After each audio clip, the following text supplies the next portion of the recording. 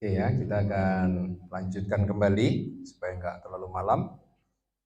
Bapak Ibu saudara, jadi kita sudah belajar tadi tentang Nuh ya, sebagai Adam yang kedua. Nah, setelah Nuh tadi kita baca Bapak Ibu saudara ya, Kejadian pasal 9, kemudian Kejadian pasalnya yang ke-10, bahkan di dalam Kejadian pasal ke-9 kita mendapatkan Bapak Ibu saudara kembali ada pola lagi. Ya, pola ya. Polanya apa? Setelah anugerah, balik lagi ada ini Bapak Ibu saudara. Ada chaos lagi. Kenapa saya katakan ada chaos? Karena kita dapatkan di dalam kisahnya Nuh ternyata juga gagal ya Bapak Ibu saudara.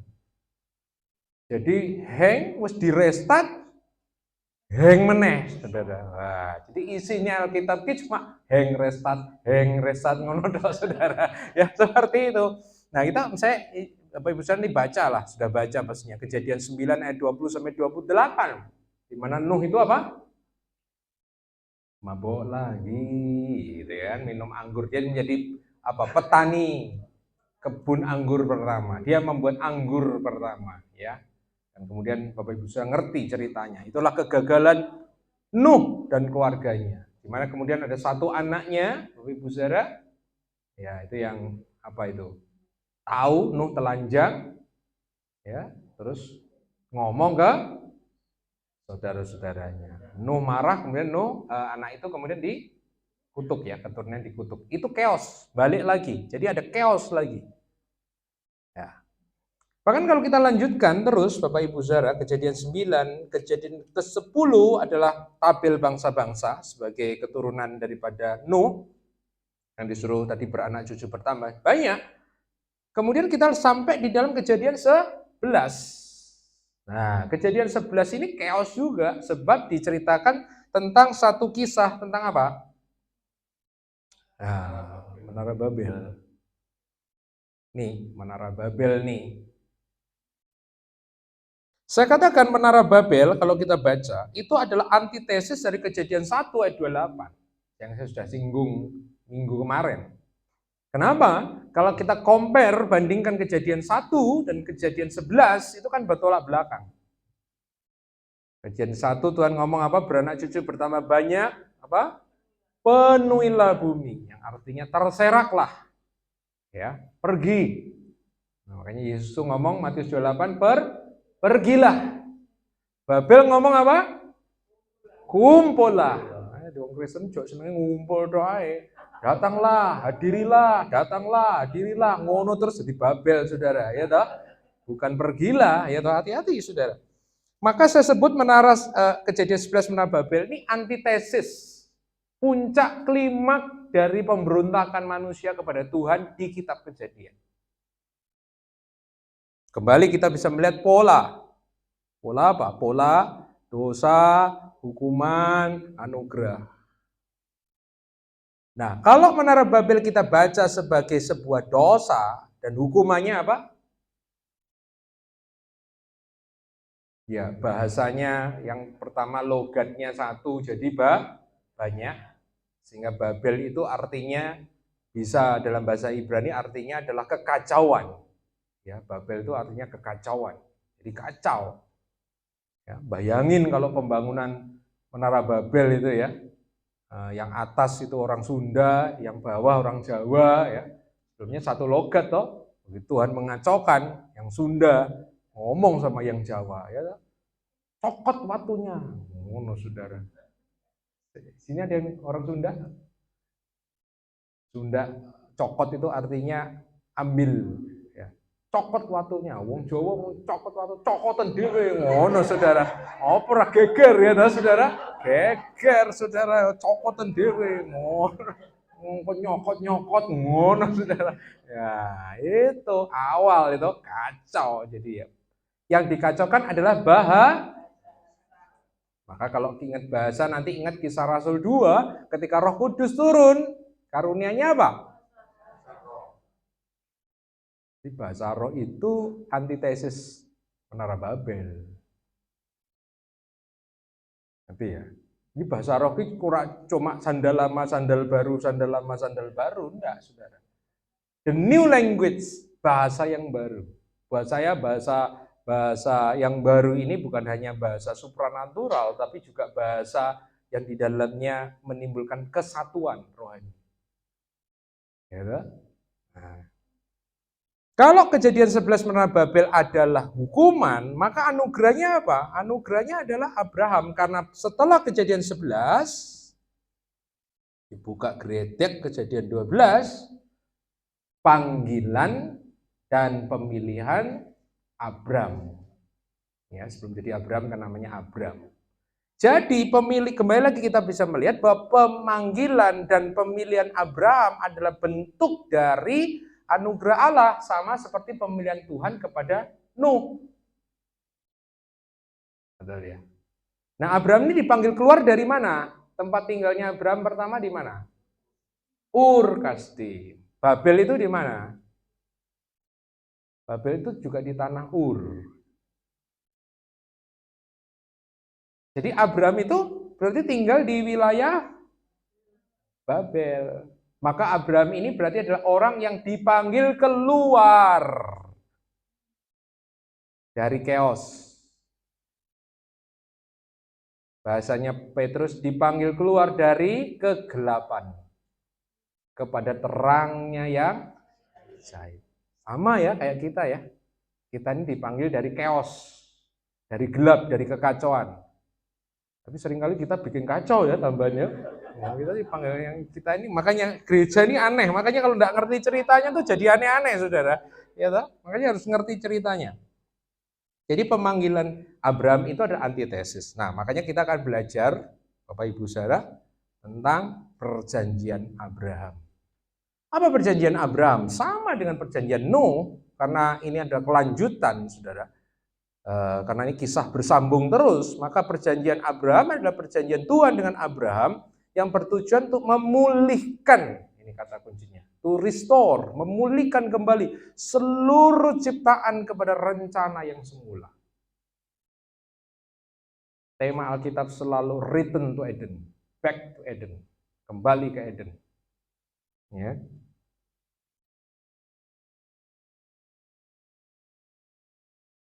Di Kejadian 12, Abraham dipanggil Tuhan. Baca terus, 13, 14, 15, saudara menemukan apa?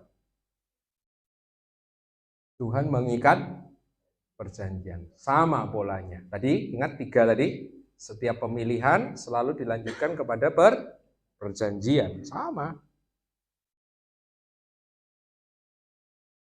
Panggilan Tuhan kepada Abraham dilanjutkan menjadi perjanjian Tuhan kepada Abraham, Kejadian 15. Saat kita membaca kisah tentang bagaimana Tuhan mengadakan covenant perjanjian dengan Abraham, maka kembali diingatkan bahwa perjanjian ini adalah sebuah ekspresi dari anugerah Allah. Bapak Ibu Saudara, bagaimana caranya Tuhan itu mengikat perjanjian dengan Abraham waktu itu? Sudah baca? Caranya gimana? Abraham disuruh apa, Bapak Ibu Saudara? Ngambil, kok sunat? Jangan sunat dulu, Pak. Ini belum sunat, Pak. Jadi 15 caranya gimana? Ambil apa, anak lembu, ambil apa lagi dan di Kejadian 15 tuh dibaca. Terus disuruh apa? Anak lembunya dia apa? Dirica-rica, dikerengseng, diapain? Dipotong jadi 2. Kemudian setelah dipotong jadi 2, kok dibiarkan gimana? Ditaruh sisi menyisi, betul ya saudara ya? Terus kisah selanjutnya, Abrahamnya keturun. Ya, betul ya? Betul ya, sampai malam toh? Ya nunggu ya. Sampai sore, maghrib, mungkin bengi saudara, tidur. Terus kemudian ada suluh api, betul? Suluh apinya ngapain Bapak Ibu Saudara? Lewat berjalan di mana? Berjalannya di tengah-tengah potongan tadi ya. Betul ya? Iya bukan? Iya, kok gak yakin ngono saudara ya? Terus habis gitu baru Tuhan ngomong ya, ada isi. perjanjian baru, setelah itu dilanjutkan dengan sunat. Jadi jangan sunat dulu Pak, ya. Belum jelas apa-apa kok disunat, ini bahaya saudara ya. Ya, sunat itu bukti materai ya. Nah, kenapa Abraham disuruh begitu sama Tuhan? Karena itulah cara orang-orang pada zaman Abraham itu mengikat perjanjian. Ya.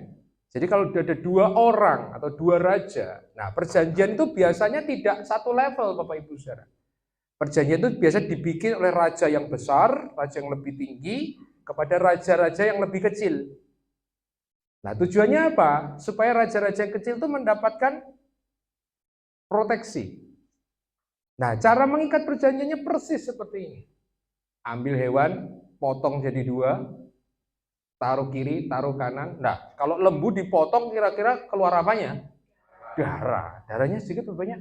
Banyak. Jadi ada genangan ya. Nah, biasanya kemudian 2 orang yang mengadakan perjanjian ini berjalan bersama-sama di tengah-tengah kolam darah itu, genangan darah.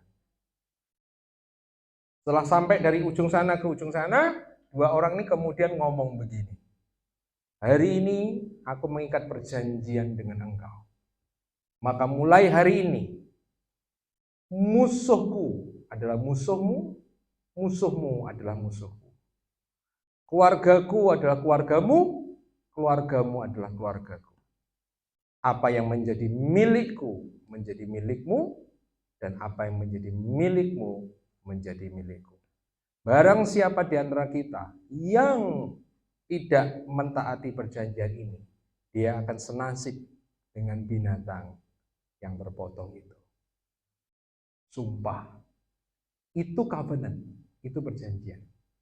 Jadi perjanjian ini gak cuma ngomong, sesuk aku ya nang omahmu ya, itu bukan perjanjian Bapak Ibu Saudara. Itu gombal biasanya ya Saudara. Itu bukan perjanjian.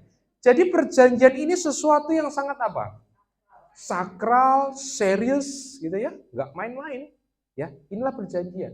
Nah, coba kita lihat di Abraham tadi. Perjanjian Tuhan dan Abraham. Kalau tadi Bapak Ibu Saudara dengar cerita saya, kemudian bandingkan dengan Kejadian 15, ada yang sama, ada yang enggak sama pasti. Betul ya? Yang enggak sama apanya? Jadi saya katakan Tuhan pakai cara pada waktu itu untuk mengikat perjanjian dengan Abraham. Yang enggak sama apa? Betul. Abraham turu, suluhnya saja yang lewat, betul ya? Abraham tidak ikut jalan ya, hanya suluhnya saja yang lambang manifestasi Tuhan itu yang berjalan. Maka berarti saya katakan di sini apa?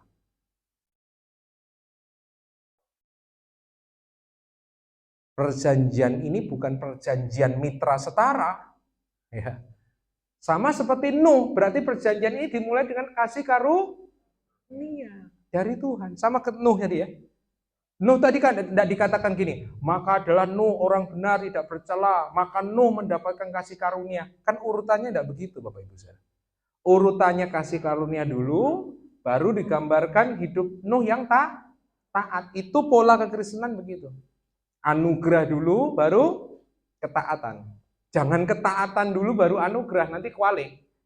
Nanti itu teologianya jadi begini, ketaatan kita mendatangkan anugerah dan berkat Tuhan. Enggak, Bapak Ibu. Anugerah itu selalu mendahului ketaatan. Itu teologi Kristen, itu seperti itu. Nah ini, perjanjian Tuhan dan Abraham itu bukan mitra setara, tidak. Karena yang lewat cuma Tuhan. Jadi ini bentuk anugerah juga. Loh, Tuhan ini butuh Abraham ora tuh jadi. Nek Tuhan mengikat perjanjian dengan Abraham, yang diuntungkan siapa? Abraham. Tuhan tuh apa? Yo gak apa-apa asline ya toh, tambah repot istilahnya ngono nek pakai bahasa Kediri ya toh. Tapi kenapa dia mau? Ya karena ini bentuk anugerahnya dia, bentuk kasihnya kepada manusia. Ya. Walaupun bukan setara, namun perjanjian ini tetap menuntut apa? Ketaatan. Yang disimbolkan dengan sunat. Kumang saudara. Nek disunat mesti enek getih darah. Betul ya? Makanya di definisi perjanjian tadi adalah sebuah ikatan yang diselenggarakan dengan darah yang diberikan atau diadministrasi secara berdaulat, betul ya? Ya ini.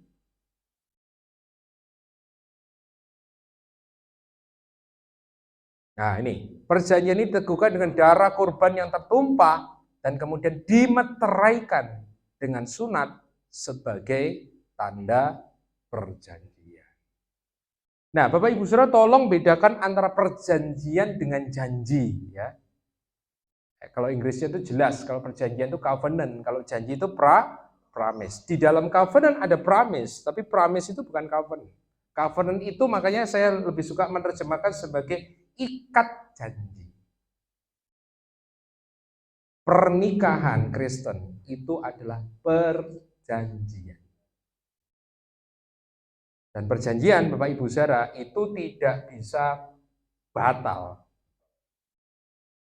Tidak bisa. Rusak bisa, retak bisa, diingkari bisa, tapi putus tidak bisa.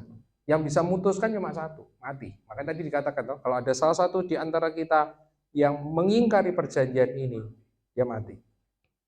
Pernikahan Kristen, ono gede ya ora? Ono toh. Malam pertama, loh ya saya sebut aja supaya ngerti, enek sing gak ngerti. Betul, ada darah. Betul. Dan itu covenant. Makanya kalau Bapak Ibu sudah baca pernikahan Kristen, pernikahan bahkan dia perjanjian lama disebut apa? Istri atau suami itu disebut sebagai mitra perjanjian, rekan perjanjian. Makanya di dalam pernikahan Kristen tidak boleh ada perceraian. Karena pernikahan itu adalah perjanjian. Makanya kalau ngerti ini Bapak Ibu saudara akan ngerti lebih dalam Efesus 5. Kenapa dikatakan hubungan suami istri itu seperti hubungan antara Kristus dengan jemaat. Karena dua-duanya sama-sama perjanjian. Pernikahanmu adalah khotbah hidup dari apa yang sedang Tuhan kerjakan di dalam hidup kita. Makanya gereja Katolik misalnya menyebutkan pernikahan ini sebagai sakramen.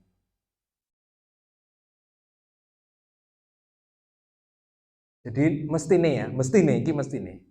Wong nek ndelok pernikahannya wong Kristen. Atau misalnya wong nanya, orang bukan Kristen nanya sama wong Kristen. Tuhan Yesusmu ini koyo piye to? Terus sing lanang-lanang kudu ngomong ngene. Kowe deloken aku karo bojoku.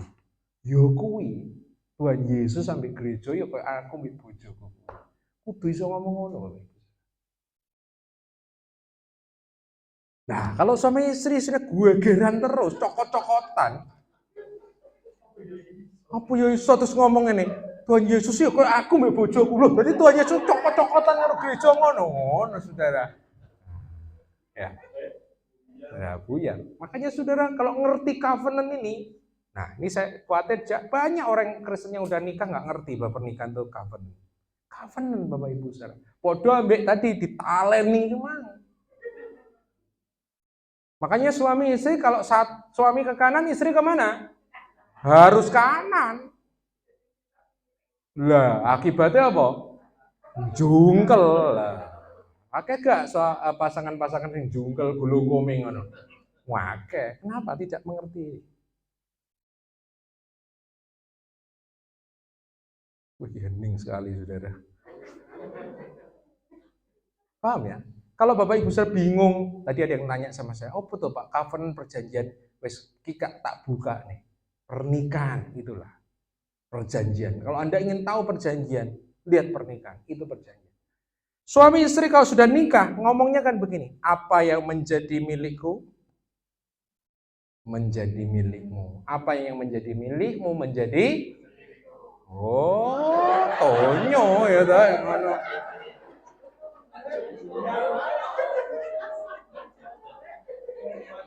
Nek wis kawin ki ora enek dhewe-dhewe. Sing dhewe-dhewe jane Pak Abraham Alek cuma Alkitabe kuwi dhewe-dhewe. Nah, Alkitab ora sitok go ngono go rene go anake go bojone suwek kabeh sampeyan. Semuanya satu Bapak Ibu saudara. Loh, betul ya? Makanya dikatakan di dalam kejadian itu suami dan istri itu akan apa? Manunggal jadi satu. Sama seperti Tuhan dengan umatnya itu manunggal. Nah itu kalau di kejawen ada manunggaling kawula Gusti itu ini kitab. Barang siapa yang mengikatkan Tuhan, dia menjadi satu roh dengan dia. Nah, ngerti ya Bapak Ibu sekarang ya? Betapa hebatnya konsep covenant ini. Nah, balik lagi kisah tentang Lukas 15 tentang anak yang hilang. Ya, yang bungsu hilang ya, yang sulung kan juga hilang, tapi hilangnya di dalam rumah bapaknya sendiri, betul ya? Terus yang sulung kan ngomong ngamuk-ngamuk toh. Gitu. Wah, anakmu kuwi gak gelem ngomong adikku lho, anakmu sudah itu kurang ajar sudah. Anakmu jek tas mulih. Bu sayang-sayang aku lho, Pak. Terus ning omah setia melayani cempe sitok. Ora pernah aku iki disatekne cempe ora pernah ngono to. Anakmu sitok kae kebo ya. Terus bapaknya bilang apa? Tidak tahukah kamu bahwa semua yang menjadi milikku itu adalah milikmu. Itu berarti bahasa apa itu? Itu bahasa perjanjian. Nah, itu kalau Bapak Ibu Saudara flashback balik, kenapa Tuhan Yesus memberikan perumpamaan tentang anak yang hilang? Itu kan gara-gara orang Farisi komplain sama Tuhan Yesus karena Tuhan Yesus kumpul dengan orang-orang yang berdosa. Terus Tuhan Yesus memberikan itu. Lah, anak yang sulung ini kan gambaran dari orang Farisi dan ahli Taurat. Lah, kalau sang bapak ini gambaran Tuhan Yesus ngomong bahasa covenant, saya membacanya begini, Tuhan Yesus itu sebenarnya tidak langsung berbicara pada orang Farisi yang mengerti konsep covenant. Loh, kuwi sakjane nek tugasmu kumpul karo orang-orang berdosa. Bukankah itu tugasmu? Jadi memulihkan seluruh ciptaan. Bukankah itu tugasmu mencari saudaramu yang hilang? Bukankah itu tugasmu untuk mencari orang-orang yang berdosa? Jadi Tuhan itu menyindir ahli Taurat dengan cerita. Dewe sing gak ngerti budayanya, orang ngerti mulak malik Alkitab gak ngerti ini maksud Tuhan Yesus apa? Maksudnya itu Bapak Ibu.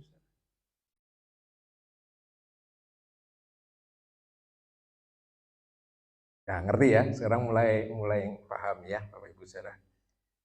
Nah, habis nanti tidur itu ya.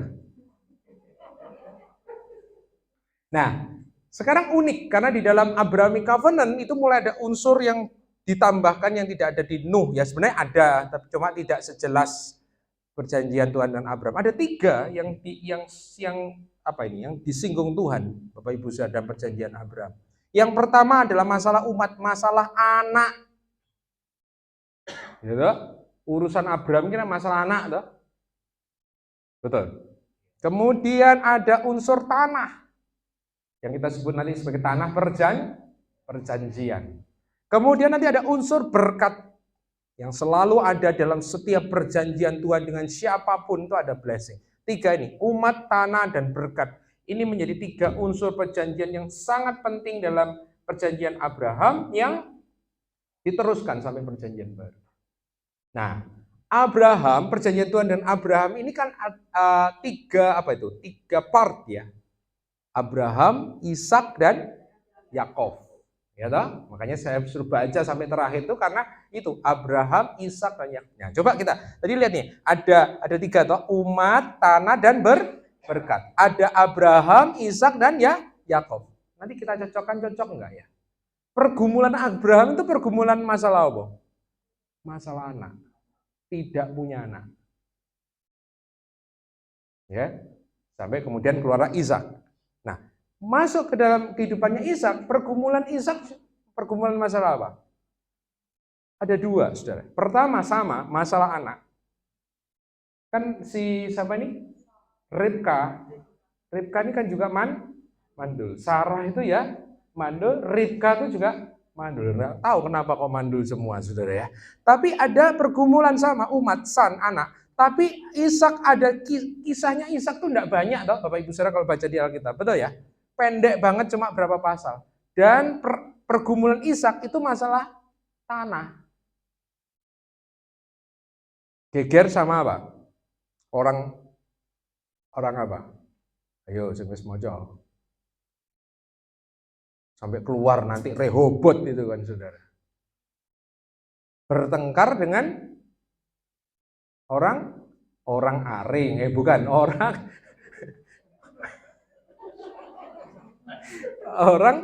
Filistin, betul ya? Gerar ya, saudara, betul ya? Masalah sumur itu tuh. Jadi Ishak itu pergumulannya adalah masalah tanah. Nah, Yakob urusannya apa? Duduk masalah anak, bojone akeh, saudara. Anake akeh. Bukan masalah tanah, tapi masalah apa? Dari awal Yakob ini urusannya urusan apa? Berkat. Tuh. Bener ya? Dari kandungan mamanya itu Yakob itu sudah tidak mau kalah, saudara. Esau metu dhisik cekeli sikile. Itu nek bocah luar biasa ya, madam kandungan loh, sih kayak ngono, saudara. Dia ndak mau jadi nomor 2, saudara, pinginnya jadi nomor. Kenapa pengen jadi nomor 1? Hak kesulungan. Makanya begitu Esau metu sik gak terima deh, cekeli, saudara, sikile. Begitu sudah dewasa, kita tahu kisahnya. Bagaimana dia menipu Ishak untuk mendapatkan apa? Ya, berkat. Waktu terakhir, saudara, dia di sungai Yabok, bergumul dengan malaikat Yahweh.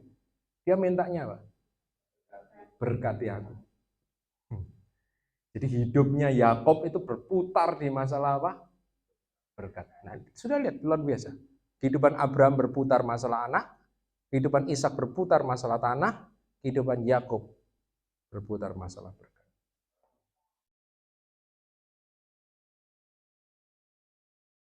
Nah, luar biasa ya, saudara. Nah, ada hubungannya, saudara. Semua perjanjian ada hubungannya. Bahkan perjanjian Abraham pun, kalau kita telusuri, itu ada hubungannya dengan perjanjian Eden, perjanjian Nuh. Dari mana, Pak? Dari ini, misalnya. Nah, janji Tuhan. Apa janji Tuhan? Membuat Abraham menjadi bangsa yang besar. Itu gaung dari berkat Tuhan kepada perintah Tuhan kepada Adam, apa? Beranak cucu. Bertambah banyak. Kuasai, taklukan, betul? Kau menjadi kerajaan. Nah, bicara bangsa yang besar, bicara tentang kingdom.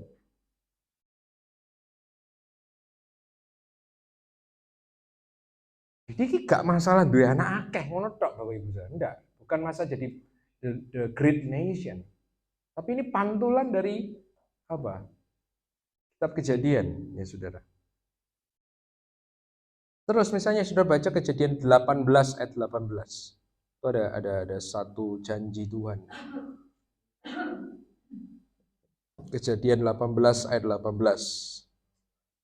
Apa itu?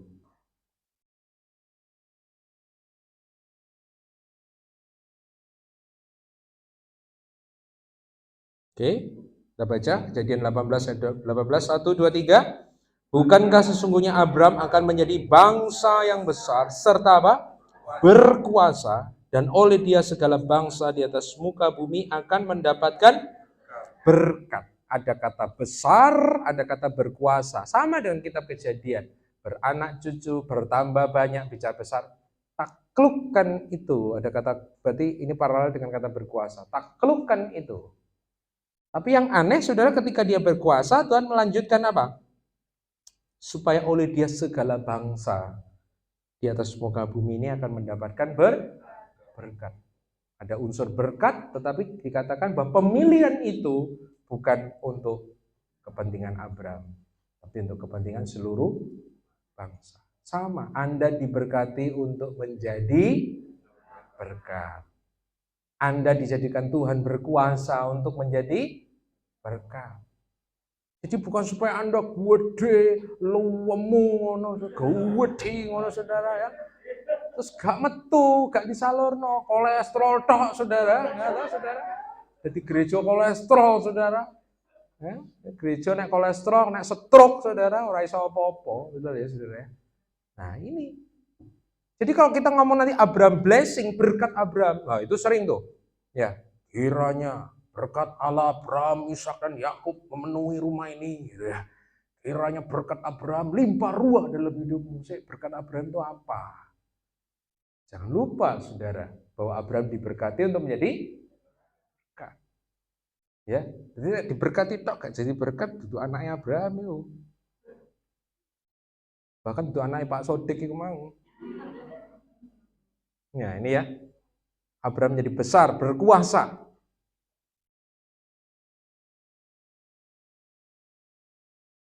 Hal ini mengingatkan perintah Tuhan kepada Adam dan Hawa untuk beranak cucu, memenuhi bumi, menaklukkan bumi. Nah, ini juga menyinggung pengertian tentang imago Dei, gambar dan rupanya Tuhan. Selem dan demutnya Tuhan yang saya katakan kemarin apa? Berarti perwakilan daripada sang raja. Ya. Abraham ini jadi perwakilan daripada sang raja. Oleh karena itu saya sebutkan juga ini boleh dong. Kalau gitu Abraham ini Adam yang baru karena perintahnya sama kok saudara. Perintahnya nggak pernah berubah-ubah. Nanti begitu sampai di Matius 28 perintahnya apa? Pergilah, jadikanlah semua bangsa muridku. Lepodo saudara. Sama. Ya. Jadi Nuh itu Adam yang baru, Abraham itu juga Adam yang baru. Itu janji tentang anak ya. Ya. Jadi beranak cucu bertambah banyak jadi besar saudara. Itu bukannya sekedar anak banyak begitu, tapi ini bicara tentang melebarkan kerajaan, extending the kingdom yang saya bahas di creation kemarin. Lalu bagaimana dengan tanah? Tadi ada janji tanah. Janji Tuhan tentang Kanaan yang digambarkan sebagai tanah yang berlimpah susu dan madu menggambarkan kembali Eden, saudara. Ya, karena memang posisi tanah perjanjian itu ya posisi di Eden.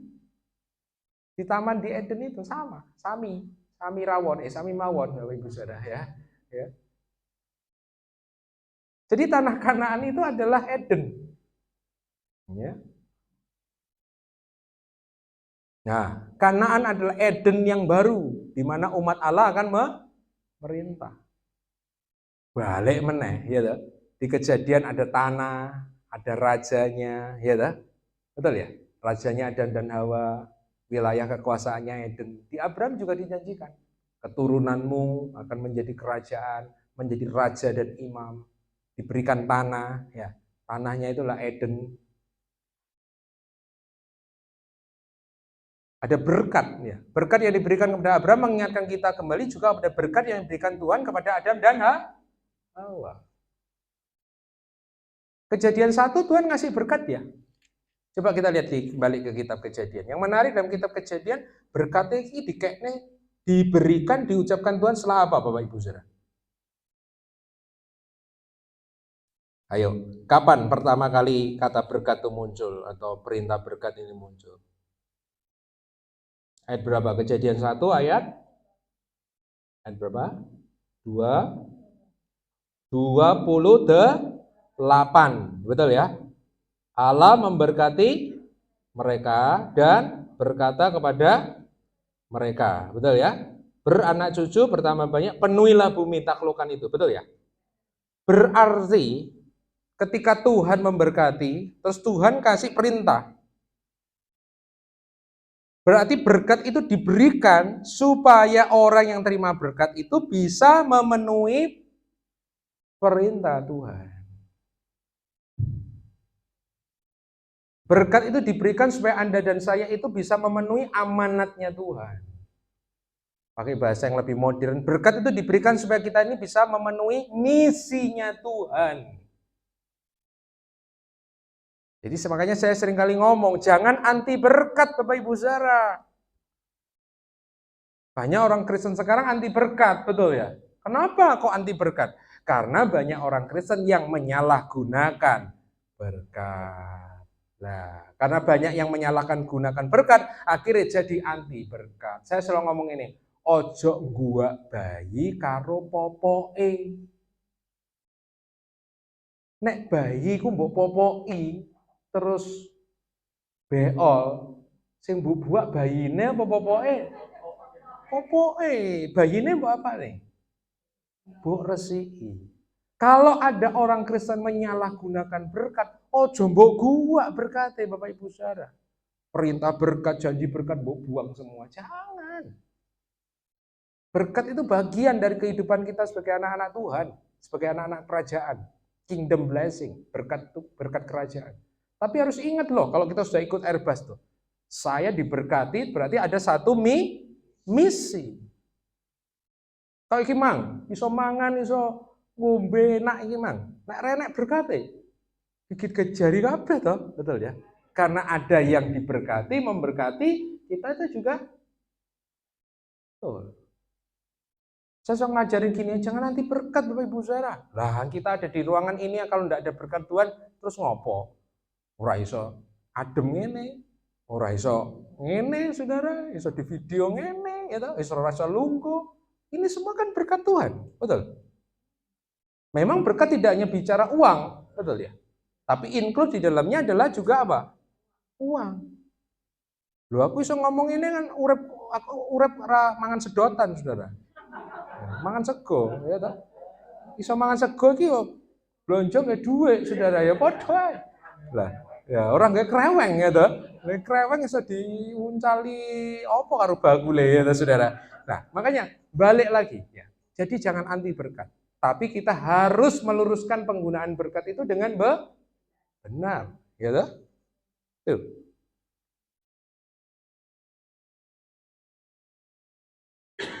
Janji lagi, keturunan Abraham akan berkuasa, akan menguasai pintu-pintu gerbang musuh. Itu Kejadian 22 rasanya ya. Adalah pantulan dari perintah kepada Adam dan Hawa untuk berkuasa. Dan juga sekaligus janji kepada Hawa bahwa keturunannya akan meremukkan kepala ular. Berarti di sini keturunan Hawa itu diteruskan melalui keturunan Abraham. Paham ya Bapak Ibu Saudara? Jadi rupanya story Alkitab ini apa? Berkelanjutan dan selalu akan kembali ke Eden. Dan ingat itu pola-pola tadi ya, yang saya harus ulang terus. Ada dosa, penghukuman, anugerah. Ada pola lagi apa? Ini pola yang mungkin tidak ada di slide, tapi saya sudah singgung tadi. Tuhan menciptakan, iblis merusakkan, Tuhan memulihkan. Ya, creation, chaos, recreation. Itu pola yang selalu sudah balik dan balik lagi. Nah, nanti minggu depan ini kan sudah selesai nih Abraham loh. Kayaknya wah ini happy ending. Ternyata nggak happy ending, Saudara. Baca setelah kitab Kejadian selesai, Saudara akan masuk ke kitab apa berikutnya? Keluaran. Nah, minggu depan baca ya. Kitab Keluaran 1 pasal 1 sampai 20. Ya, 20 pasal. Nah, coba saya singgung sedikit aja sebagai teaser. Masuk dalam kitab Keluaran pertama kali, apa yang Bapak Ibu Saudara baca di kitab Keluaran?